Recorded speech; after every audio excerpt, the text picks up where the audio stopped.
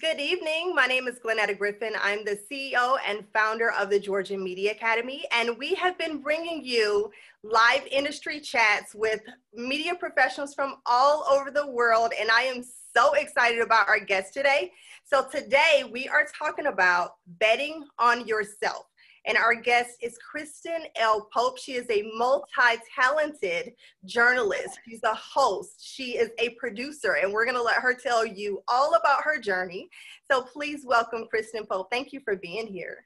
Thank you for having me, GlenNeta, and all of the Georgia Media Academy family. Thank you for having me. Yes, we're so glad to talk to you. I've been watching you for a long time, and you are killing it in media and producing. And, you know, I stand behind our other women that are stepping into the producer role and not just having to be in front of the camera, but you're balancing both of it.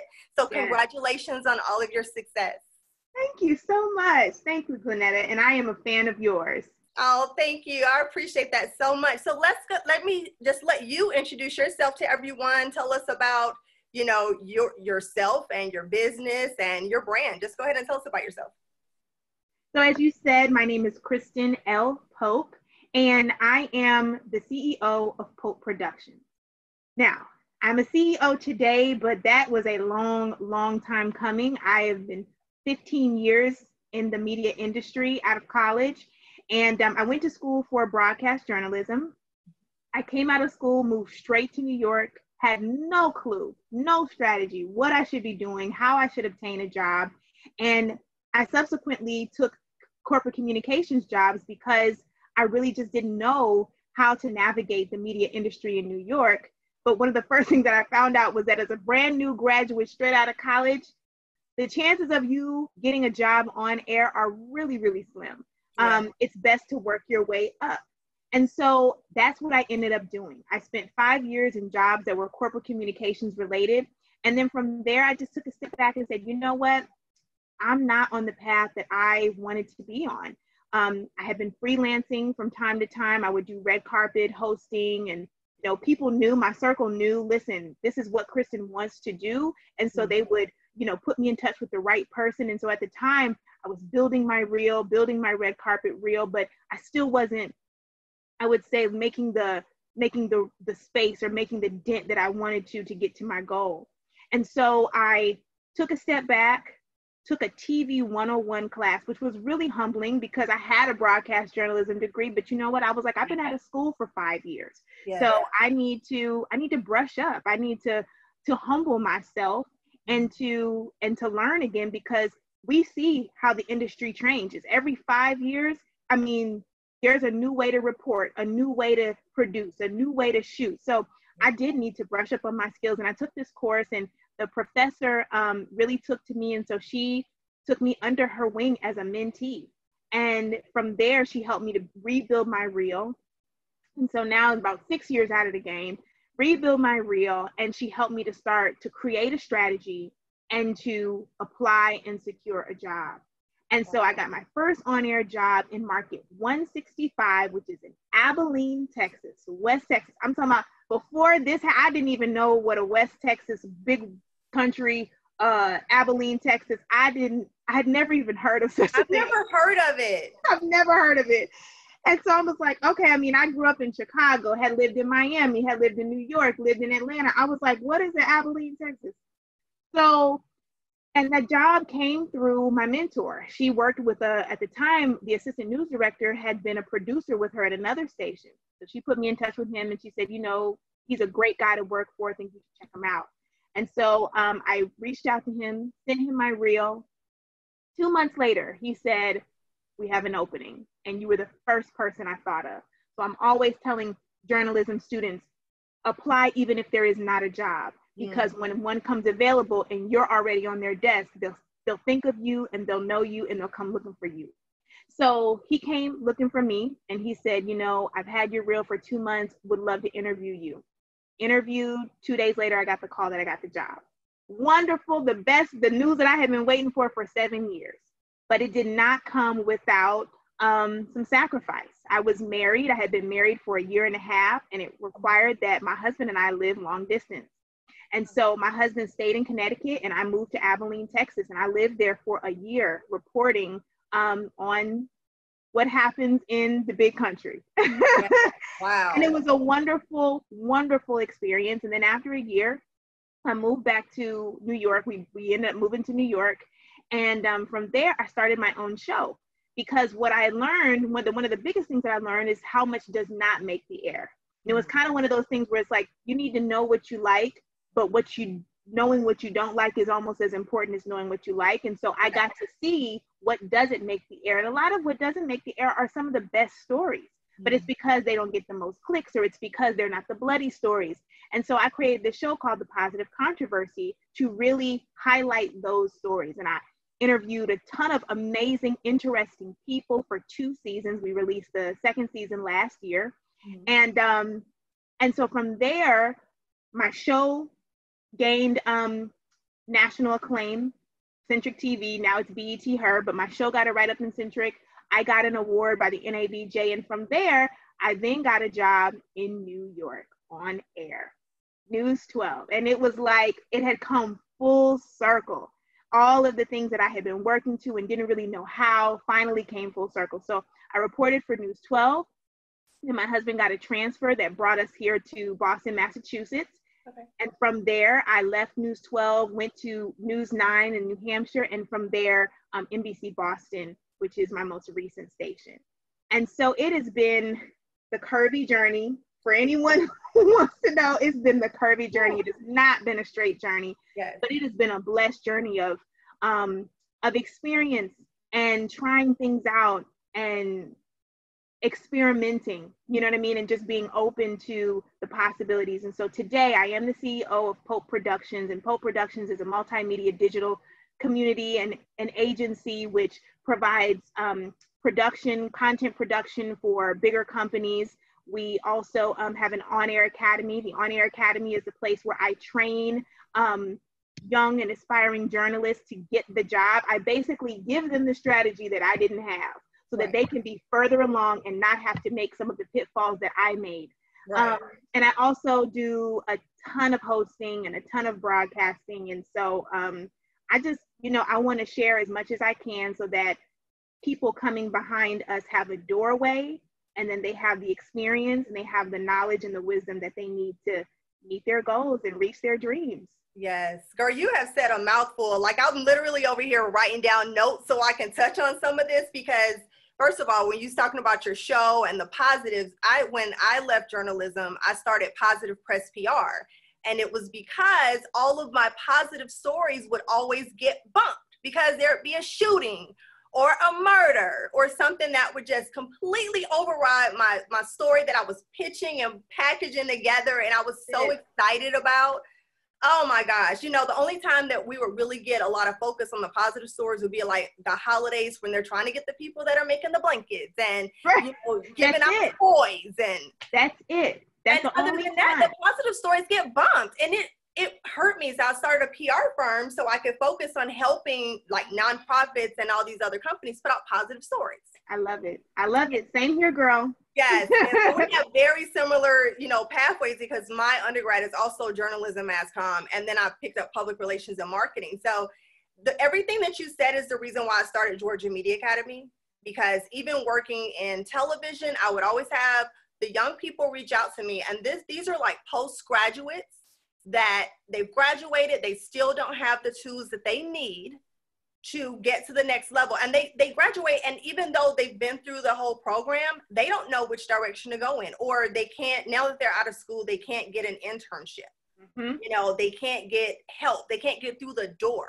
And we know that's I'm not going to say, no, I'm going to say it. What good is it to have the degree if you can't get a foot in the door, if you can't actually get into the door? Like, what good is that?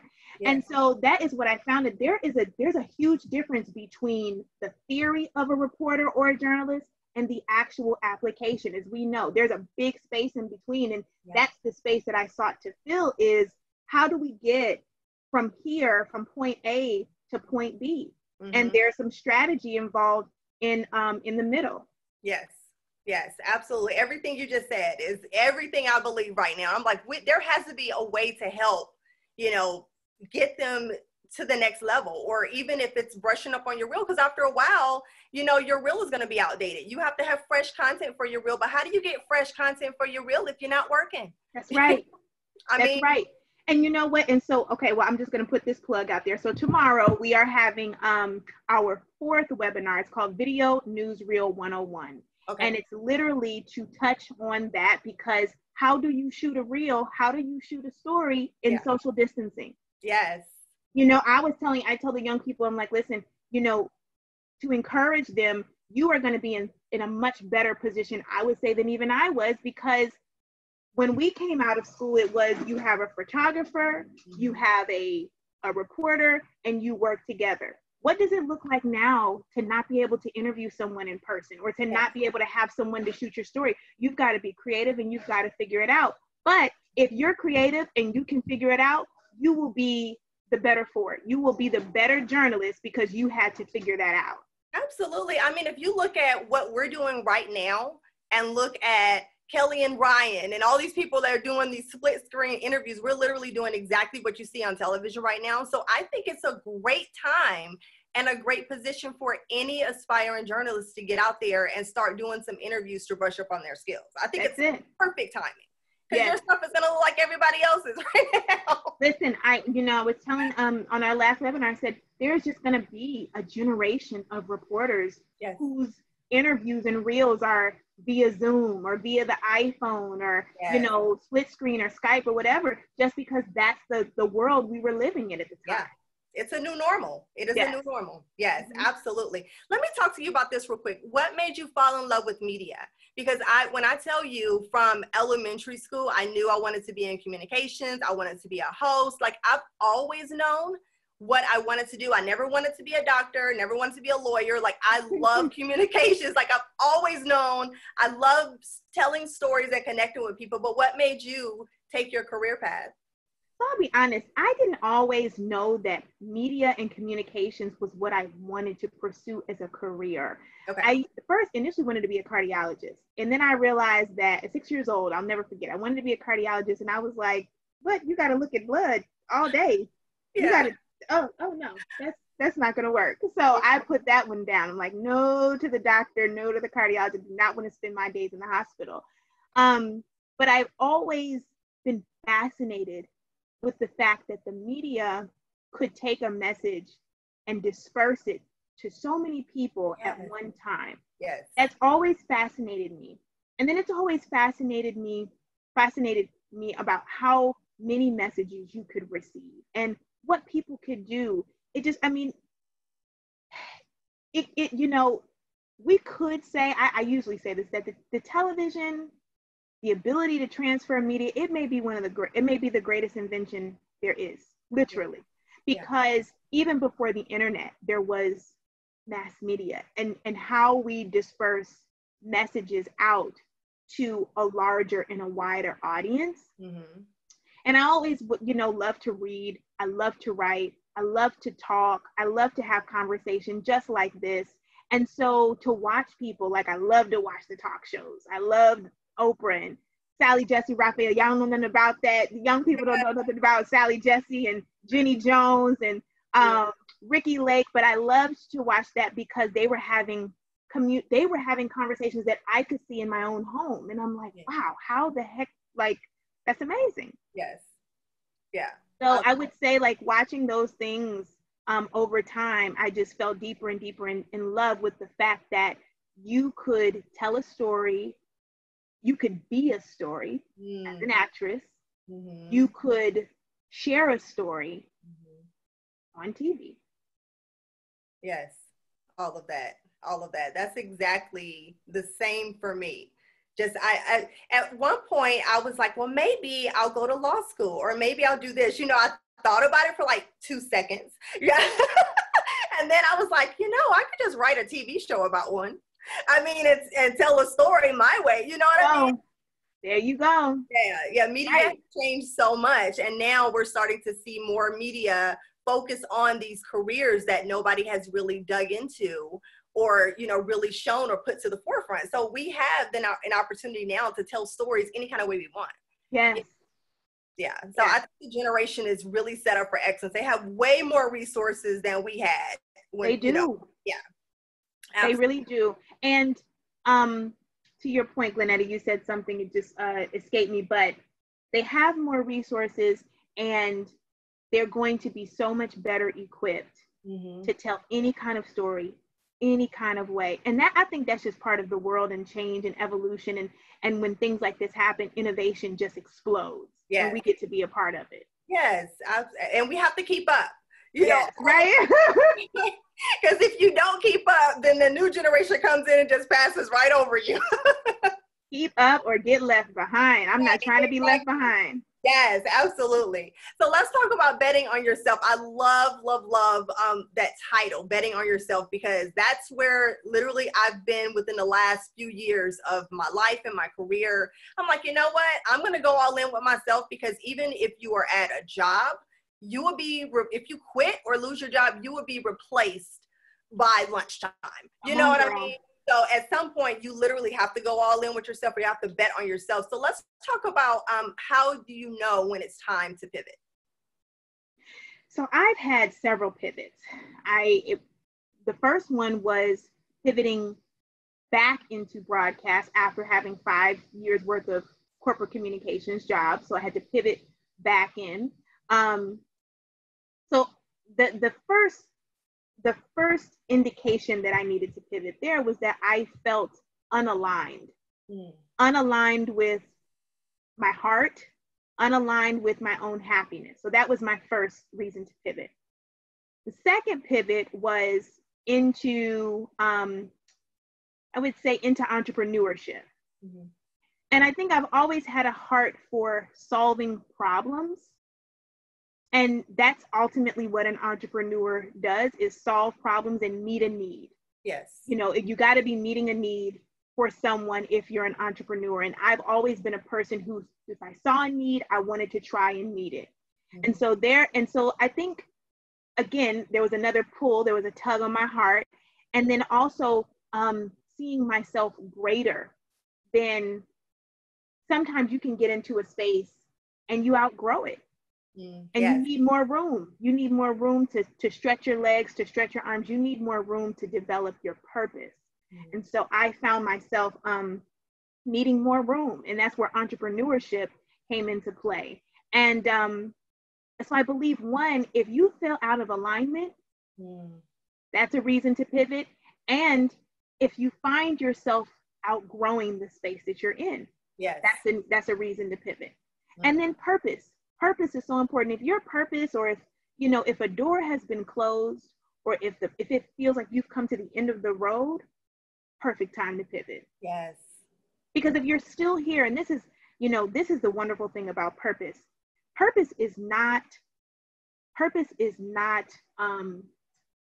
beholden to a medium. So even if I'm not reporting every day, that doesn't mean I'm without purpose. Right. It just means my purpose is going to flow in another medium and in another way. And so oftentimes when people, I think we have trouble pivoting because we're like, well, I've been doing it this way. It's supposed to look this way. I'm supposed to do it this way. Not realizing that your purpose is not the thing. Your purpose is something that it embodies you. You embody your purpose. Your purpose can flow in any medium you put it in because it's yours. Yeah. It doesn't go away. Yes, I agree with that. And I'm a firm believer that no one can tell you how to do you. And we can reinvent ourselves as many times as we want. Yep. And that's what I think some people get stuck. They're like, oh, well, what are people going to think if I change careers, or if I'm not doing this right now? And I said I want to be a journalist. I'm like, this is your life. Like, you have to stop worrying about what other people think.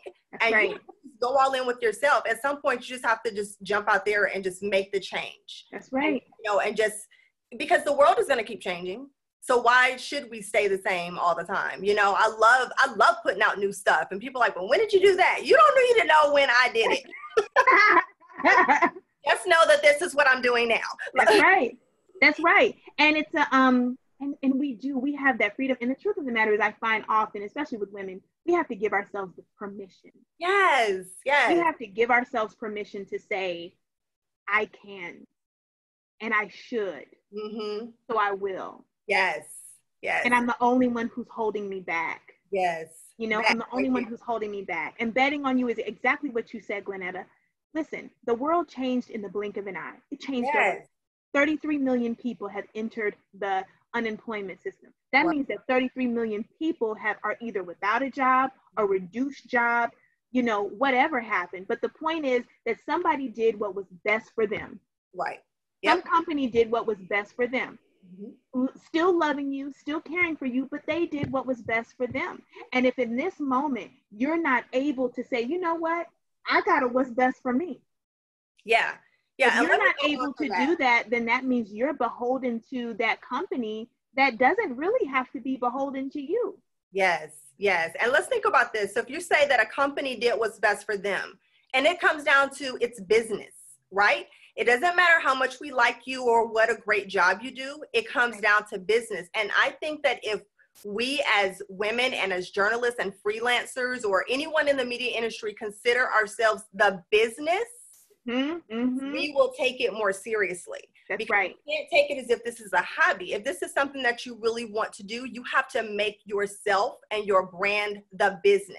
That's right. And you treat yourself just like that corporation treats their company when they have to make a decision, and they learn to pivot when they need to. That's right. You know, then I think we'll be in much better positions. And you're so right. The mindset of an employee versus the business, that very different. Yes. Very different. When I really went into full-blown, full-time entrepreneurship where I was the one sending the e-voices and I was the one doing my taxes and hiring the accountant, is much different. You treat your time different. You treat your name different. Yeah. You treat everything different when you know that, you know, you are the one who holds the ducats. You are the one who's responsible for the income, and it's not dependent upon some company. That you are that person. You treat it very different. And you also don't take it personal if someone says, hey, I want to go in a different direction, because you are in the mindset that, listen, business is business. Yes. And that's another reason why I always tell people, I think it's fine to have a stable income if you do work for a company and you're working in your field, but that doesn't mean that you have to let go of what you have on the side and continue building your own personal brand. Absolutely. Well, and because for that very reason, if the company decides to go in a different direction, do they then take your brand with them? Right. No. But you know what I mean? But that's a real thing. For some people, if you didn't build anything outside of that, your brand belongs to them. I remember when my contract at NBC Boston ended, and it was really a tough time because it ended prematurely. I thought it was going to be extended. It wasn't. And the truth of the matter is that that was in 2018. 2019, I got more offers than I can even remember at this point. It was amazing. And it was all God. It was just abundant. But I realized that most of that stuff I couldn't have even been doing had I been at NBC Boston. Right. I didn't fully own my likeness. Yeah. I didn't fully own my brand. I just could not have. And it's not to deter anyone. It's just the truth of the matter. It was a wonderful, great full-time job, but there were still limitations.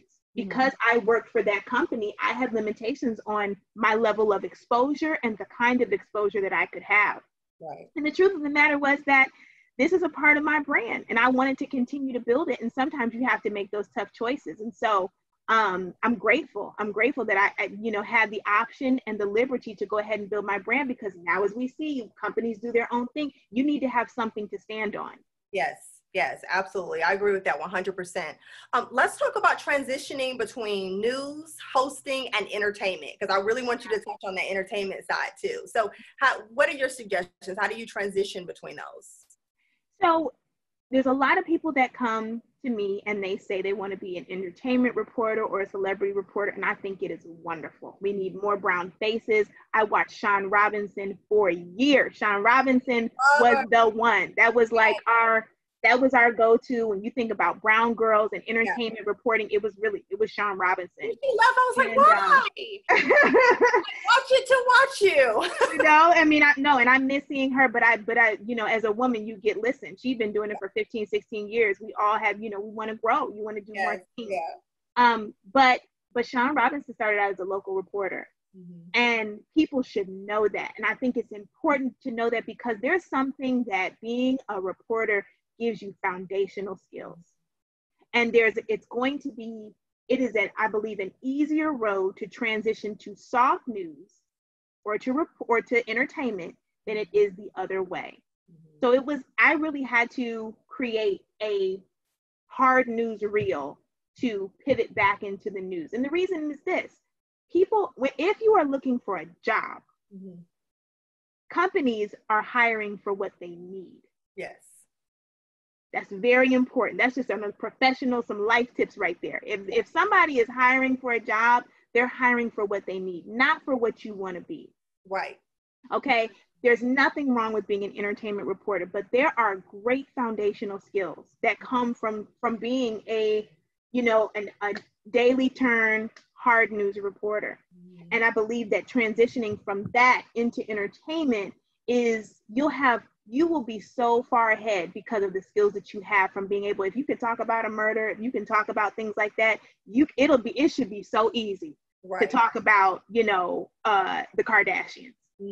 No shade to the Kardashians, but you will have a skill that far outmatches anybody else. Absolutely. I agree with that 100%. Let's talk about, how do you position yourself for the next opportunity post-coronavirus? I mean, I think, right now is the best time to brand yourself and to make sure everything is set up so where when this is over, you're ready to rock and roll. You're not getting ready, but you're already ready. So how do you position yourself? So my first webinar in this series was on Air Ready, and it was all about staying ready. And that's because when the opportunities come back online, I'm sure some of them are as the country reopens, yes. You want to be ready. There are so many opportunities. I'm doing it myself, there are so many opportunities for improving ourselves right now. We've been given the time to, if you want to learn how to edit, and you can go to YouTube and Google. If you want to learn, Canva, people are talking about Canva. You want to learn all of these different things, you can do that right now. It's one of the reasons why we're hosting the webinar, is because this is an opportunity for you to brush up on your skills, gain some new skills. You just want to remain ready. Yes. Things are going to open back up. Jobs are going to come back online. Maybe not the exact same job. It may be a job that requires another skill. I think about some of the jobs that are going to be out there, and it's like, we should be strategizing that, like, what jobs are going to go away and not come back? And then what are those jobs that are going to continue to expand or grow even more? Or maybe the journalist field, I remember when it was just reporter, and then it became MMJ. Yes. What is MMJ? MMJ, multimedia journalist, for anyone who needs to know. But it changed over, within a couple of years, the industry just changed. You start seeing hiring, instead of for reporter, it was multimedia journalist. And so same thing, what's going to happen now? What skill are you going to need to know now that is going to sustain you based on a post-COVID world? I think that's important to know. Maybe it's your Zoom. There's things I want to learn on Zoom that I don't know. There's things I want to learn on the editing software and all of these different things. This is the time to do it. Yeah. And I think, speaking of MMJ, I think it also comes back to learning how to do it all yourself. You can't wait for, them to assign you a camera guy. You may not have someone carrying a camera for you. You may just have to learn how to run the whole show yourself to get the interview. And I think that's something that we all have to do. Like you're talking about editing and all this kind of stuff. It's that time where you have to learn how to be able to produce some things yourself. This is the business about when we talked about, evolving or basically being obsolete. Yeah. I'll be honest, when I had to learn how to be an MMJ, I hated it. And then now I'm like, I'm so grateful. I'm so grateful because it makes me less disposable. Yeah. If the industry is changing and you don't change with it, you become obsolete. Yes. And so you have to change with it. You've got to up your skills as the industry is changing. Absolutely. I agree with that 100%. Let's talk about owning your own narrative. How do you own your own narrative? You own your own narrative by not giving anyone else the power to tell your story. You own your narrative by telling your unique story. Mm-hmm. And it's so important because if you don't tell it, someone else is going to tell it. Mm-hmm. And you should be the one who gets to determine how that story is told. Mm-hmm. You should be the one who gets to determine, what the outcomes are versus somebody else narrating it for you. Yes. Owning our story is so incredibly important. And right now, just knowing what that is, like being open to know what that is and just taking hold of that. Sometimes I found as an employee, I would allow other people to narrate my story. Mm. And then I realized, you know what, as an entrepreneur, heck no, that's my story to tell. It's my story to sell, not yours. And so we have to be bold enough to narrate our story and to own it and to tell it the way we see fit. Yes, I agree. And I've been a strong believer that if you do not tell your own story, somebody else is going to tell it for you and they're going to get it wrong. Yeah. You know, they're not going to do it with as much empathy and as much compassion. They're going to leave out all the good parts. They're not going to tell it with the, they're not going to tell it with the candor and the know-how that you would tell it. Yes, absolutely. Mm-hmm. I agree. So let's talk about storytelling. What makes a great storyteller? What makes a great storyteller? A great storyteller is someone who, one, keeps in mind the audience. Who are you talking to? Mm-hmm. Somebody who tells the details that nobody else is going to tell. Yes. Somebody who knows how to take the facts and thread through, I would say, levity. Mm-hmm. I was a stand-up comic for a year. Really? Oh, yes. Oh, now that's interesting. I did stand-up comedy for a year. But see, that's a part of my story. That's something that somebody else would leave out. I did stand-up comedy for a year. I hosted, after I hosted a TEDx talk for, oh gosh, that thing was like 8 hours because you had 15 speakers. It was like 8 hours long. Wow. And every time we took a break, people would say, do you do stand-up comedy? And I was like, no. And they were like, you should think about it. Wow. And it kept happening throughout that day. And so I said, it took me a year. A year later, I was like, you know what? I'm just going to try and see what happens. And I got a lot of great feedback. So in Boston for a year, I did stand-up comedy. Wow. And it was awesome. But one of the things it helped me do was to tell a better story. Right. People love to hear comedy. They love for you to, they love for you to tell story with passion and empathy. They love for you to own the story. They love for you to entertain. Mm-hmm. And so I think a good storyteller does all of those things. Right. Mm-hmm. I agree. And that comes back to my favorite genre when writing is dramedy. I love dramatic comedies because I love how you can have all of these things going wrong in your life and you can still add a little comedy or a little comedic relief in there that can kind of, help lighten the load because sometimes you just have to laugh through the pain. Right. I mean, yeah, so I think that's great. And I'm sure that was a great experience to add, to make you a much more diverse storyteller. It was like my personal master's course. It was like it was a personal master's in how to be a storyteller, how to grab people's attention, how to keep their attention, how to tell the most important things, how to not drone on, how to be concise, how to use my body. That was great. Wow, that's awesome. I love that. I love everything about that. Let's talk about suggestions for freelancing. If there's someone that is interested in like breaking in because they don't have a job, they're not attached to a network or a company. What are your suggestions for breaking in as a freelance media professional? So my first suggestion is to do whatever it is that you're looking for someone to hire you to do. That's good. People hire people, and let's be honest, and you know what, sometimes it's tough. There are places that will train you, but there's so many resources now to even scrape the surface that most people hire people for the jobs that they're already doing. Yes. That's the truth. And so one of the things that I did is that I just I really created a role for myself. Mm-hmm.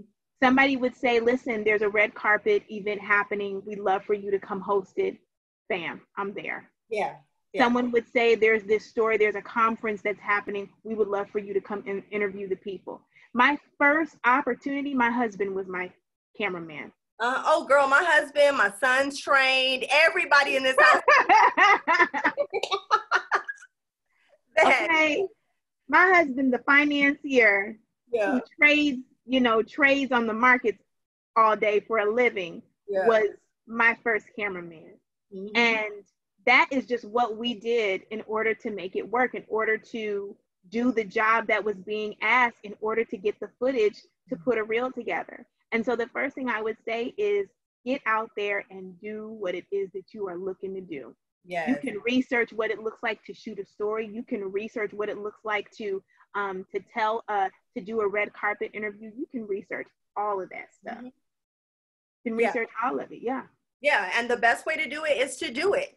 The best way to do it is to do it. You can take classes all day long, but being able to get in front of that camera and actually do the job is where you learn the job. That's it. You know, I tell people that all the time, you just got to get out there and do it. You have to do what scares you the most. And if in front of that camera and building that confidence on camera is what scares you, then you need to do it more. And this is one of those jobs where you do learn by doing. Yeah. That's the only way you get better is through actual practice. Yes. Yes, absolutely. If you guys have a question, please put it in the Q&A or the chat room at the bottom, and we're going to go ahead and start wrapping up and get all of your questions answered. So let's talk really quick about, so you talked about creating opportunities. Let's talk more about your own creations as a producer, because you still have that hat over here too, and I want to know more about you as the producer. So I am a producer of video, so as well as I would say content. Okay. So content production, little bit different to me. The show, The Positive Controversy, I was an executive producer on that. So I helped to, really each and every facet of the show I was involved in, from talent to the finances to hiring the crew to the scripts. Every part of that show I was involved in. And that was extremely helpful for me to see how to put a whole television show together, and also to see all of the facets that go into it, all of the elements. That was extremely helpful. And then as a content producer, I would say where that is concerned, producers make a lot of decisions. They make a lot of the decisions, and they oversee a lot. And I think it's important to see both sides. I've been used to being talent. I was trained to be talent, but I think it's also important. I think you're a better talent if you know the behind the scenes, if you know what has to go into and what part you play. The producer tends to see every part. They oversee all of everything. And so I remember learning how to produce a television newscast. You become a much more empathetic reporter when you can produce a television newscast, because then you know, oh, these are how all the pieces go. And you remember, as I heard an actor say on a podcast, you know, you're just one piece, part of the puzzle. You're not the whole puzzle, you're just one piece of it. But if you can know, I think, the producing side of it, you'll have a better understanding of every other piece of the puzzle. Absolutely. And how they work together. Yes, I agree with that. And I think people also, when they hear producer, because there's so many different types of producers, it's always, I always get the big question, what is a producer? Like, everybody wants to be a producer, but they don't really know what a producer does. Right. And I tell them the quickest answer is they get the job done by any means necessary. Like, honestly, your job is to produce this show, and you literally have to do whatever it takes to get this show made. Whatever it takes. Whatever it takes. And I think that's why producers end up taking on so many different things, because it all comes down, whether it's the finances, the schedule, the logistics of the show, the topic. I mean, everything comes down to the producer. So that's right. Yeah, absolutely. Donnie said he did not have any comments, but he wanted to say thank you. He's in your on-air academy. So Donnie. Hey, Donnie, welcome. I love this young man is going so far. Donnie is going so far. He is in my on-air academy, and everyone has to make a vision statement. And his vision statement it absolutely blew me away. I've had, at least 3 dozen students come through this course, and his was the first to really like take me aback because he has true, he has true passion and true purpose for the greater good. So Donnie, you are inspiring me. God bless you. I'm so grateful. And I'm gonna be one of those ones who say, I knew him when. He was great way back when. Y'all just finding out, I knew him when. Donnie, you're a rock star. Thank you for what you're doing. And I'm so excited for what you're gonna bring to our industry as well. Yes. Absolutely. Let's talk about mentors real quick, because you talked about that a little bit earlier and how a mentor actually helps you and help keep you on track and all that kind of stuff. So how do you feel about mentors and connecting to actually get a mentor? I can't say enough about the importance of a mentor. It's the reason why I created the On Air Academy.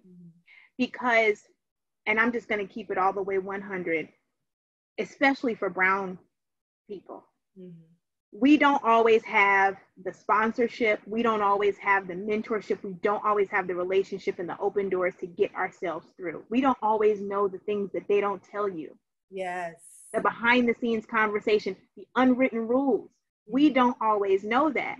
And because of that, it's one of the reasons why I didn't have a strategy when I got to New York, because there's a lot of unwritten rules. There was no one, I didn't have a mentor, a specific mentor to television journalism. And that's important. I've had mentors before, life mentors, spiritual mentors. But if you're going to go into a role, or you're going to go into a job, you really need to be mentored by someone who's already done it, someone who's already been there. You need to be mentored by that person. Yes. And so it is hugely, hugely important, because what could take you 6 months could end up taking you 6 years, because you're walking around in the dark trying to figure it out for yourself. So it's hugely important to mentor. And I say, to go get one. You mentioned, GlenNeta, like, how do you obtain a mentor? Right. I think it's important to know that mentorship is a relationship. It's a relationship. And so I think it's important first to build a relationship with someone. But, it does not hurt to just reach out and ask. I'll give you an example. 2017, so was it 2017 or 2018? Maybe it's 2018. Someone wrote a comment on my Instagram, and she said, she gave me some feedback on her and asked me would I be her mentor. I'm always mentoring. So I had a number of mentees. And so I told her no, because I was like, at this time, I just can't, I don't have the time to dedicate. Yeah. And so, in the meanwhile, I was creating the On Air Academy. I had all the blueprints laid out, was getting ready to put it online, but I was like, I just can't take on another personal relationship. The Lord tapped me on the shoulder and was like, go back to her. Go back to her and tell her yes. I went back to her and I told her yes. And God was like, she needs the On Air Academy. That's why she came to you. I mentored her through the On Air Academy. She was my first student. She came to me, a mother of 4.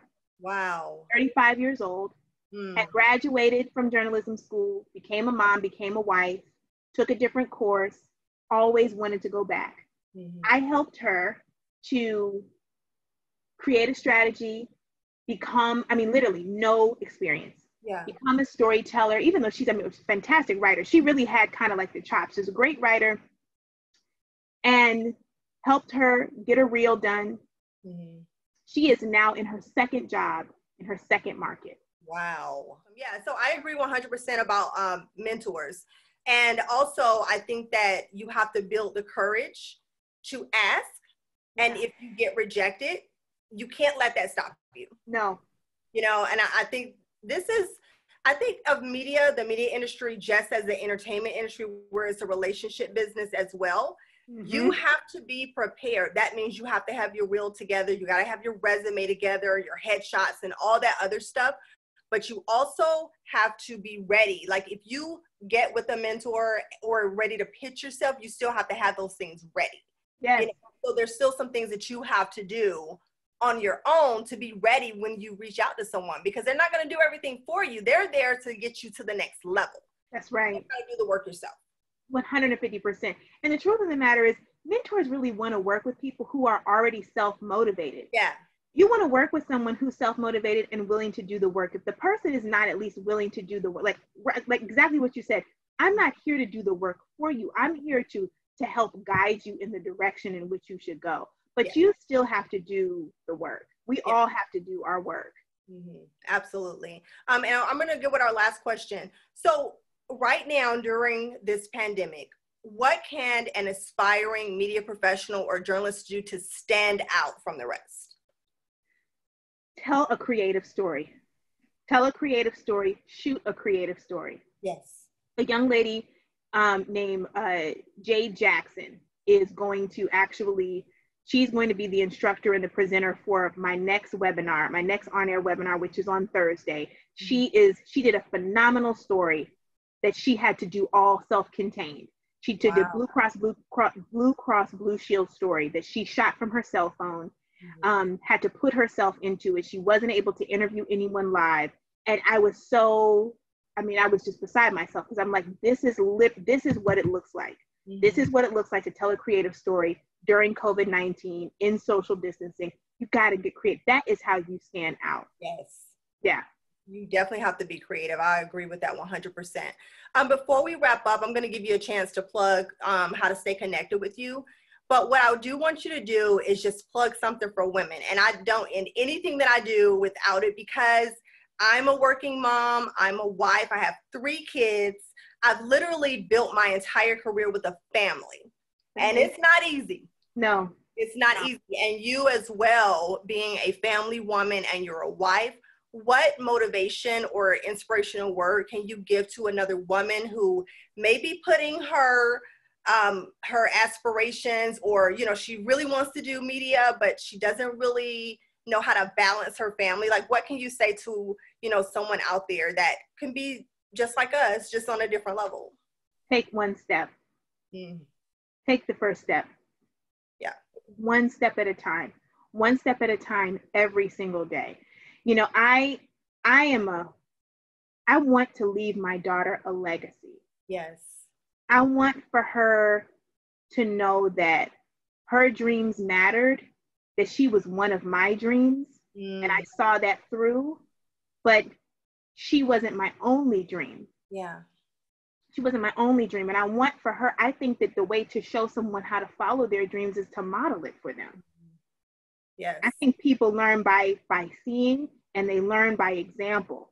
And there's only, I think it would be challenging to demonstrate to someone how to follow their dreams if you don't show them. Yes. And so I want to demonstrate to my daughter how important she is to me and how important it is that she follow her dreams, and that I will support her in her dreams because I had the courage and the boldness to go after mine. Absolutely. Absolutely. And I'm a firm believer that sometimes you have to show them that it can actually be done. Yes. And I don't believe that we have to choose between our families and our careers, especially in this day and age where, if you are able to have a family and your career, like, you're killing it. You just have to show people that you can balance it both. I don't think it's easy, or it will be easy for you. It's actually going to be more challenging, but it can be done. Well, and some part about it too is saying, like, I love when I have a colleague that says, listen, I may be an A+ mother today and a C entrepreneur tomorrow, because that's where the priorities are. I think it's about building out your priorities. Yeah. And letting, know that family comes first. Absolutely. 150%. Family is first and everything else comes after that. But I think today it matters that we model for our children what it looks like. I want to be able to encourage my daughter in her dreams. And the only way that I can do that is if I'm living it. Yes, absolutely. I agree with that. So I have to live what I preach so that I can give that back to her and really cheer her on and know, like, no, it is possible. If you take one step and then another step every single day, you're going to arrive at your destination. Yep. And the only way you won't arrive is if you quit. That's it. Yep. I agree with that 100%. Tell us how to stay connected to you. I would love to stay connected with everyone. I'm on social media at Kristen L. Pope TV on Twitter, Instagram, Facebook at Kristen L. Pope TV. My website is kristenlpope.com. And you should definitely check out the On Air Academy if you are an aspiring, emerging journalist who needs help with strategy and securing the job. The On Air Academy is for you. I made it for you, created it for you to help mentor you through the process and help you secure the job. Awesome. Thank you so much for that. I've enjoyed talking to you so much. This has been great, GlenNeta. I mean, really. It inspired me. Like, I'm just ready to get to the next level too. But I love watching you and all that you do. I love everything that you bring to our industry. So keep rocking, keep doing what you're doing, because people are watching you and they need you. Thank you. Thank you so much. And same here. Your next level with your MFA, everything you're doing, GlenNeta. Thank you for having me on. Thank you for being freaking amazing. Oh, you're so keeping going after your goals and showing all of us that it is possible. Thank you so much. Oh, thank you for that. I appreciate that. And guys, you can stay connected to us at georgiamediaacademy.com. So thank you so much. And I will see you soon. We're going to have to collaborate on something else. Would love that. Looking forward to it. All right, guys. Thank you for tuning in. We'll talk to you soon. Bye.